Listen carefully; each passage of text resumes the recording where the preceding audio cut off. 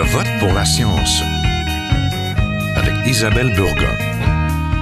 Bonjour à vous. Imaginez savoir tout de suite si vous serez capable de réparer l'objet qui vous fait envie au moment de votre achat. C'est possible en France et cela découle de la loi anti-gaspillage adoptée l'an dernier. Depuis le début de 2021, les Français ont en effet un indice de réparabilité, un nouvel affichage apposé sur le petit électroménager ou l'objet électronique. Cet indice informe le consommateur sur le cycle de vie des produits. Cela prend forme d'étiquettes passant du vert réparable facilement à rouge pour les objets irréparables lors de bris. Cet affichage de la réparabilité est pour l'instant volontaire en France. Il sera obligatoire en 2022. Il influence déjà les fabricants et les consommateurs soucieux de leur empreinte environnementale. Certains téléphones intelligents portent maintenant une échelle graduée de 0 à 10, du moins au plus réparable. L'objectif ultime serait de limiter l'obsolescence des produits et la surconsommation polluante. Au Canada, les 3/4 des consommateurs préfèrent encore acheter ce qui brise plutôt que de réparer. Mais cela change car depuis le début de la pandémie et même avant, la demande pour la réparation d'électroménagers est à la hausse et les cafés de réparation gagnent aussi en popularité. Donc, réparer ou pas nos petits objets et qu'est-ce qui pourrait nous influencer? Pour le savoir, restez là.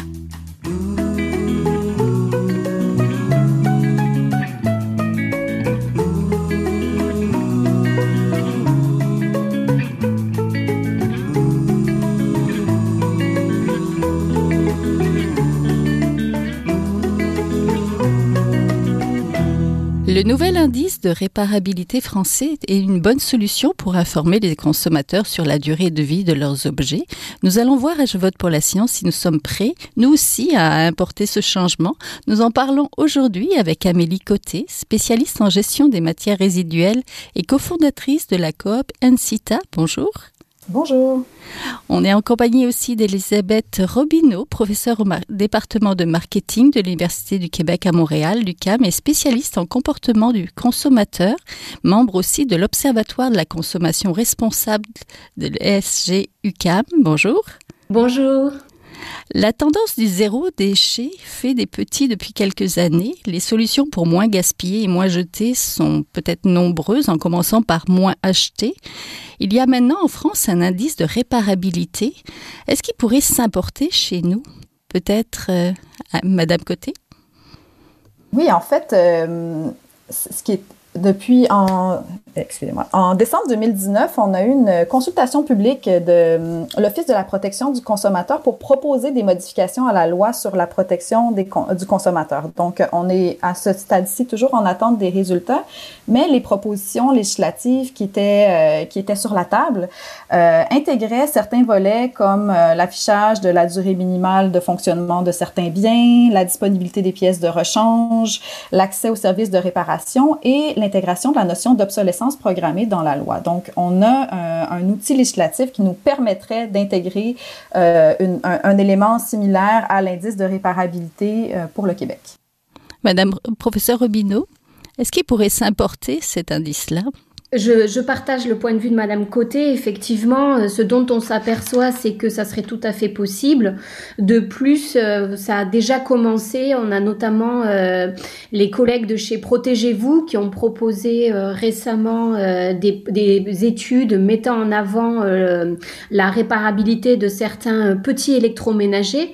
Ils proposent justement de prendre en compte les pièces de rechange faciles à trouver et si la réparation est réalisable. Voilà. Donc, vous voyez, ça commence déjà à se mettre en place.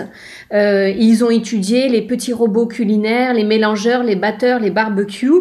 D'autant plus que, si vous voulez, nous quand même, à l'Observatoire de la consommation, responsable dans lequel nous travaillons sur ces questions, on s'aperçoit que quand même, dans nos études, il y a une augmentation du fait maison. Il y a une augmentation de la tendance vers une consommation plus sobre, et les individus marquent une consommation engagée.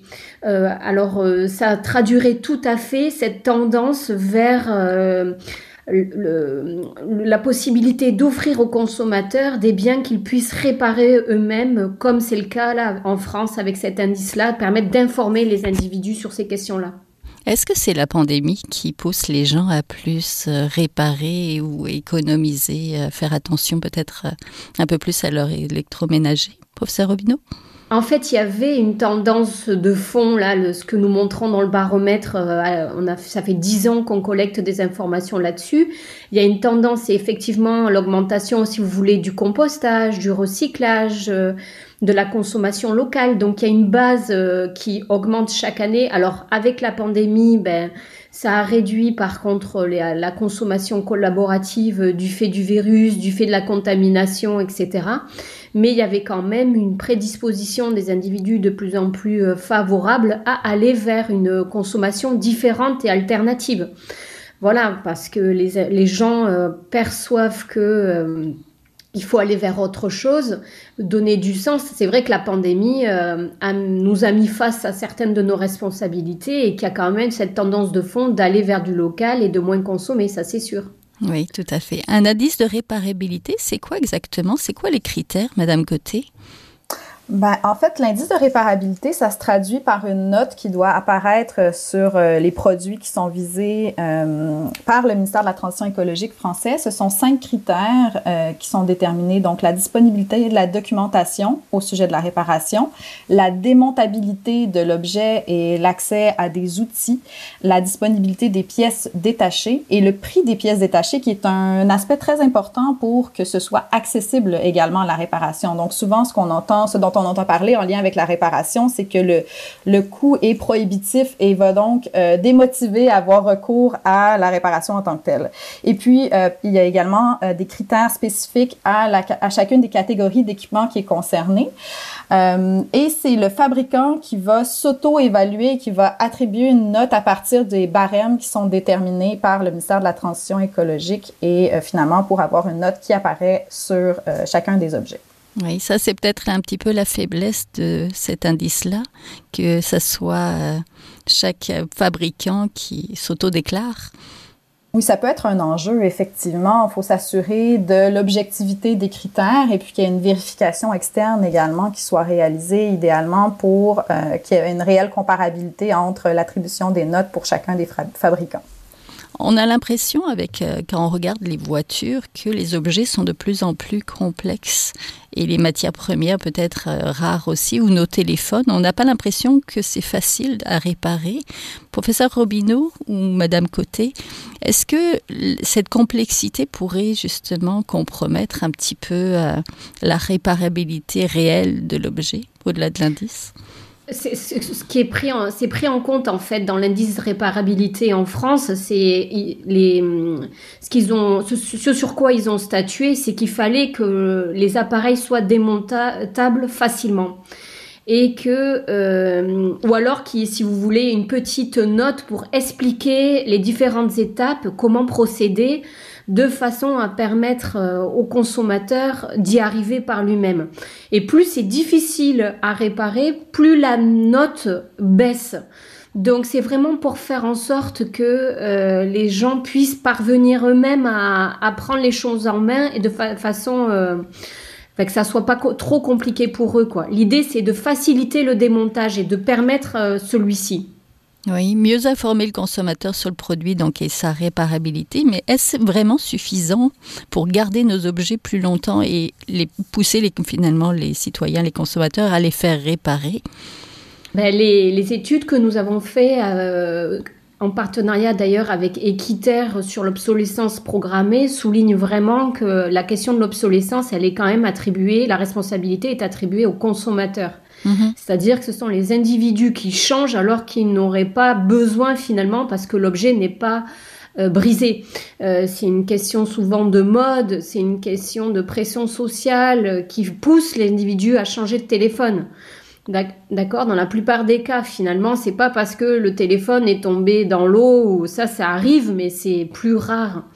Donc, il y a une frange de la population qui est sensible à l'environnement, qui a conscience de tout ça et qui va aller vers ces nouveaux comportements de réparation ou qui y sont déjà. Et après, je vous dirais qu'il y a une autre frange de la population, et c'est là tout l'enjeu, auprès de laquelle il faut informer et sensibiliser pour leur dire, voilà, là, vu le contexte actuel en plus, inventons un autre modèle. Avez-vous vraiment besoin de changer votre téléphone alors qu'il fonctionne? Et les sensibiliser par rapport à ces questions-là. Et bien sûr, les fabricants ont leur responsabilité là-dedans en informant et en proposant, par exemple, sinon des offres de reprise différentes ou permettre la location, par exemple. Oui. Un tel indice peut-il pousser les fabricants à s'améliorer et entamer vraiment un virage vert, Madame Côté? Je l'espère. Ce qui peut être intéressant, c'est justement que le fait d'avoir à attribuer une note qui peut être un incitatif au fait de consommer certains biens et non certains autres, peut inciter à peut-être justement simplifier les processus de fabrication. Un des exemples qui est souvent pris en Europe, et c'est une entreprise française, Seb, qui fait des petits appareils électroménagers notamment, et eux, ils ont, avant l'instauration de l'indice de réparabilité, développé une garantie de réparation, de durabilité qui est de 10 ans. Et donc, dans leur processus de fabrication, ça a notamment influencé la simplification de la composition des objets qui sont fabriqués, des appareils électroménagers, pour faciliter leur réparation, parce que le modèle d'affaires va favoriser le fait d'avoir la plus petite pièce possible à remplacer. Donc, ça vient changer les manières de faire. Peut-être qu'il va y avoir une période de transition pour se rendre là, mais c'est effectivement souhaitable. Puis, une des raisons aussi pour lesquelles les gens n'ont pas nécessairement vont remplacer leur objet prématurément, il y a une question de coût aussi, de coût du neuf versus la réparation, puis la perception aussi que ce n'est pas nécessairement réparable, ce qui est le cas, mais on a peu de ressources disponibles pour, par exemple, trouver une entreprise qui fait de la réparation, et puis c'est une expertise qui s'est perdue aussi au fil des années. Donc, l'indice de réparabilité va favoriser le développement, la consolidation de cette expertise en réparation-là qui est absolument nécessaire pour que son application soit efficace. C'est intéressant. Est-ce que le nombre d'années, est-ce qu'on est capable d'attribuer un nombre d'années, on va dire une durée de vie minimale d'un objet, comme par exemple un grille-pain? Est-ce que le fabricant doit aussi signaler que cet objet-là va durer 10 ans, par exemple, généralement? C'est un autre paramètre qui peut être intégré. D'ailleurs, c'était un des éléments qui était l'objet de la consultation pour modifier la loi sur la protection du consommateur. En ce moment, selon la loi québécoise sur la protection du consommateur, on a une garantie légale, et ce qui est mentionné, c'est qu'un produit doit pouvoir servir à son usage normal pendant une durée raisonnable. Mais la durée raisonnable n'est pas déterminée, effectivement. Et puis, comme les recours contre les fabricants sont aux petites créances, les jugements ne font pas jurisprudence. Donc, on ne peut pas comparer les différents jugements pour avoir une idée de la durée minimale. Je pense que la durée minimale est intéressante, mais la durée de vie moyenne pourrait être un référent plus pertinent pour justement ne pas y aller avec le plus bas facteur commun et avoir une tendance vers l'augmentation de la durée de vie.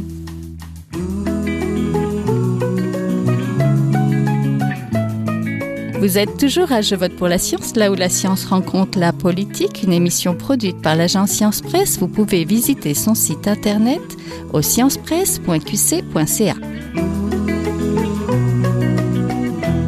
Professeur Robineau, est-ce que nos objets qui nous entourent aussi, nos petits électroménagers, ont tendance à s'abîmer plus vite, à s'obsolescer plus vite, si je peux dire ça? Je suis pas spécialiste sur la durée de vie technique des objets. Pour autant, comme je vous disais, je pense que c'est une question de perception et de mode. Autrefois, nos grands-parents utilisaient une machine à laver. Ils avaient la même machine à laver, la même laveuse tout au long de leur vie. Aujourd'hui, on aurait tendance à les changer 3 fois durant toute une vie d'un ménage. soit parce qu'on souhaite avoir quelque chose de plus performant. Alors ils avancent les arguments selon lesquels ça va consommer moins d'énergie, mais pour autant il y a aussi une façon d'utiliser les objets qui vont faire que ça va durer aussi longtemps. Donc voilà, c'est une question aussi de perception et d'éducation. Vous voyez, Madame Côté évoquait la question de Seb. Il y a aussi Ikea maintenant qui propose de récupérer les meubles. On voit une augmentation aussi des boutiques de seconde main dans l'habillement, qui permettent d'avoir accès à des vêtements aussi, beaucoup. Ça se développe énormément, les vêtements de seconde main. Donc toute cette économie circulaire qui va se mettre en place et va valoriser le marché de seconde main, ça se développe de plus en plus. Hein. Oui, professeur Robineau, justement, qu'est-ce que ça prend pour modifier nos comportements de consommation ? C'est ce dont on s'aperçoit dans nos études, c'est que c'est surtout l'information qui va permettre de faire réfléchir les gens, de les amener à se poser des questions. Et c'est l'information qui fait tout en fait. L'éducation, l'information, dans les écoles auprès de nos jeunes enfants, on les sensibilise de plus en plus aux questions environnementales et au développement durable. Donc c'est tout à fait au travers de l'éducation et l'information qu'on pourra faire changer les choses.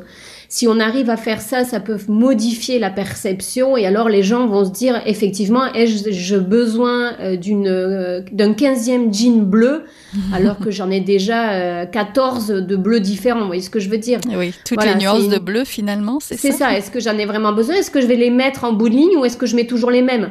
Parce que c'est souvent ça qui se passe. Quand je dis ça en cours, mes étudiants sourient, mais je vois que ça fait mouche. Donc, effectivement, c'est un rapport à la consommation qu'il faut revoir et se poser vraiment les questions d'une consommation nécessaire. Oui. Amélie Côté, parlez-nous un peu de la coop Incita que vous avez cofondée. Qui sont les membres d'Incita et quels sont les conseils que vous leur donnez justement pour favoriser le réemploi? La coopérative Incita, c'est une coopérative de travailleuses. On offre des services conseils en lien avec la réduction à la source, le réemploi, le zéro déchet et la gestion des matières résiduelles plus spécifiquement. Donc, les membres sont des membres travailleuses. Nous sommes 4 membres, une membre auxiliaire, donc qui est en processus de devenir membre, et une employée également qui nous appuie dans la réalisation des différents projets. On accompagne des entreprises, des établissements scolaires, des municipalités également dans la formulation de plans de gestion des matières résiduelles, de plans d'action environnementaux également.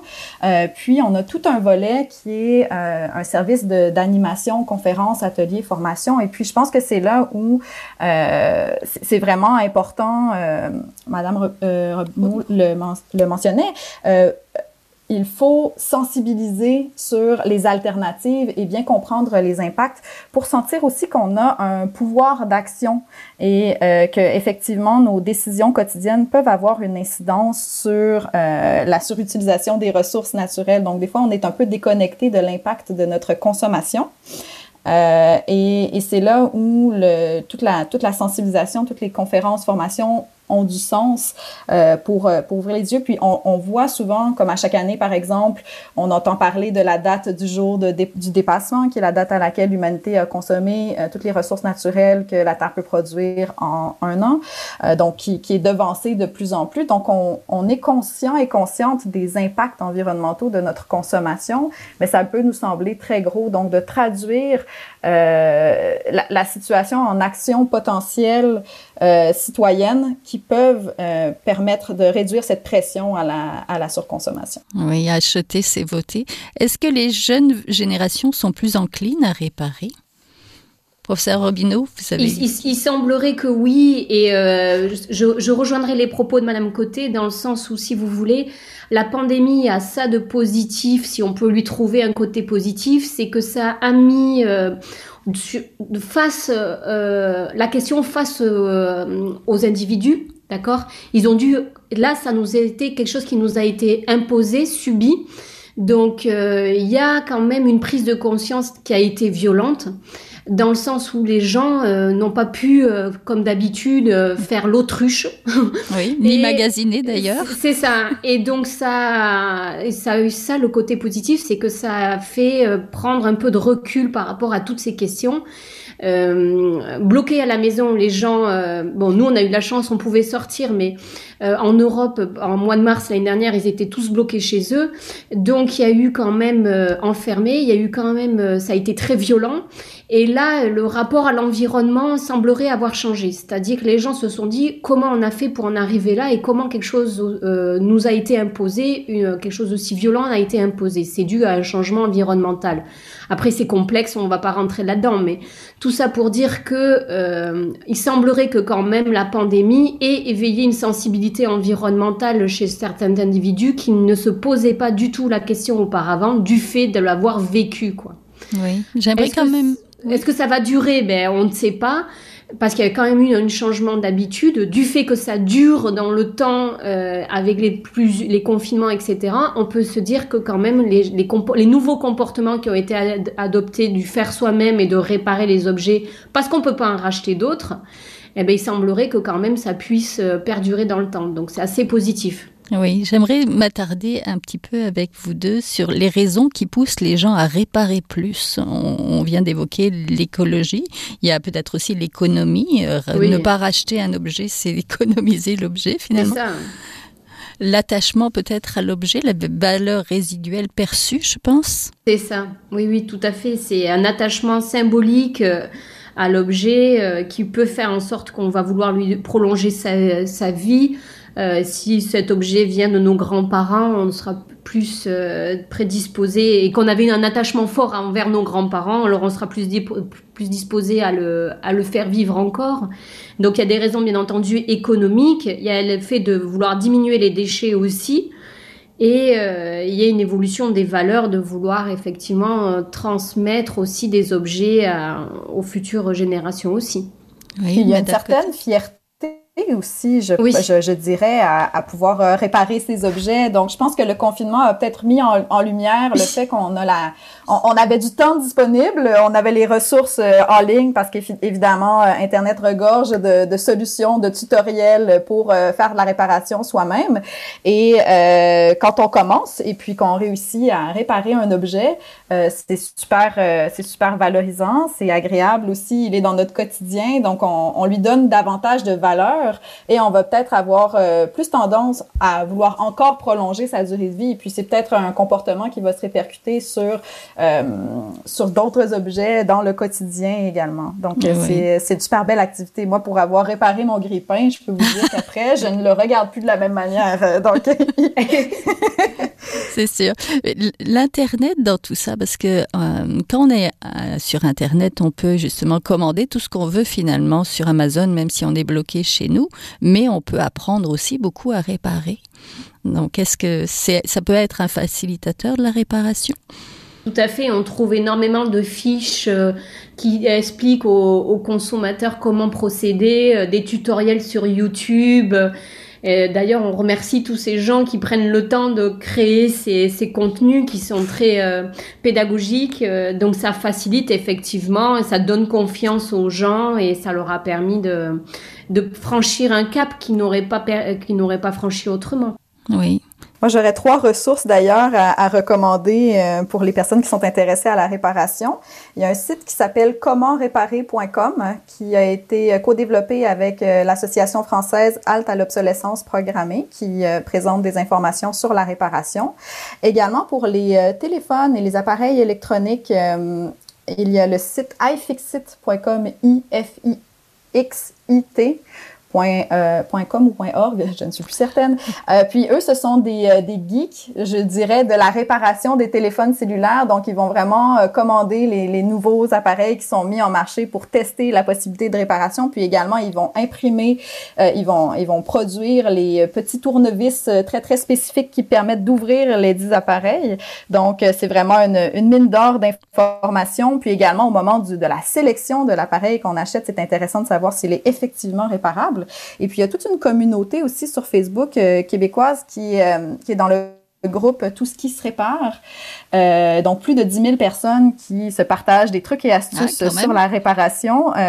C'est super intéressant de trouver l'information en ligne comme ça. Donc, vraiment, une pléthore de ressources pour pouvoir réparer soi-même. Oui, on a parlé beaucoup de sensibilisation. Est-ce que la solution passerait aussi par plus de réglementation? Parce qu'on avait parlé à Je vote pour la science du projet 197 déposé à Québec pour limiter l'obsolescence programmée par le député Guy Ouellette.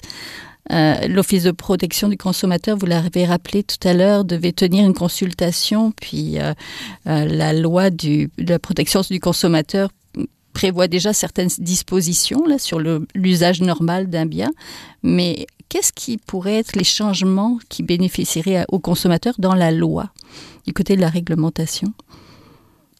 Madame Côté? Je pense que c'est vraiment la mise à jour de la loi sur la protection du consommateur pour tenir compte de ces enjeux actuels. Donc, la loi bénéficierait effectivement d'une actualisation. La consultation s'est terminée en janvier 2020. Donc, maintenant, on est vraiment en attente de la suite. Normalement, ça va impliquer une commission parlementaire pour la modification législative du côté du ministère de la Justice du Québec. Et pour moi, toutes les solutions qui sont proposées, qui ont été proposées par l'Office de la protection du consommateur, donc afficher la durée minimale pour laquelle je favoriserais une durée moyenne de fonctionnement des biens, s'assurer d'avoir vraiment la disponibilité des pièces de rechange, de clarifier aussi la garantie légale pour avoir des balises sur la durée de vie des objets et non d'avoir à refaire tout le processus auprès des petites créances. Donc, tous les éléments qui ont été proposés, pour moi, sont partie de solutions. Puis, effectivement, ça prend aussi des changements légaux, ça prend des contraintes pour les fabricants. Je ne crois pas beaucoup à l'autorégulation dans ce contexte-là parce qu'on voit où ça nous a mené à la production d'appareils qui sont moins durables qu'ils ne l'étaient il y a 50 ans. Donc, faut qu'on inverse cette tendance-là. Et puis, la loi est un levier super intéressant pour y arriver. Oui, professeur Robineau, est-ce que vous êtes d'accord avec ça? Oui, bien entendu. Je pense que l'un va avec l'autre. On peut pas demander aux consommateurs de faire des efforts si les fabricants n'en font pas. Donc, c'est un cercle virtueux à mettre en place, vertueux, et de façon à ce que tout le monde prenne ses responsabilités. Sinon, ça ne peut pas fonctionner. Oui, avoir aussi une loi avec des dents. Oui, tout à fait. Merci beaucoup. On était en compagnie donc d'Elisabeth Robineau, professeure au département de marketing de l'Université du Québec à Montréal, spécialiste en comportement du consommateur et membre de l'Observatoire de la consommation responsable donc de l'UQAM, et d'Amélie Côté, spécialiste en gestion des matières résiduelles et cofondatrice de la coop Incita. Merci. Merci à vous. Merci.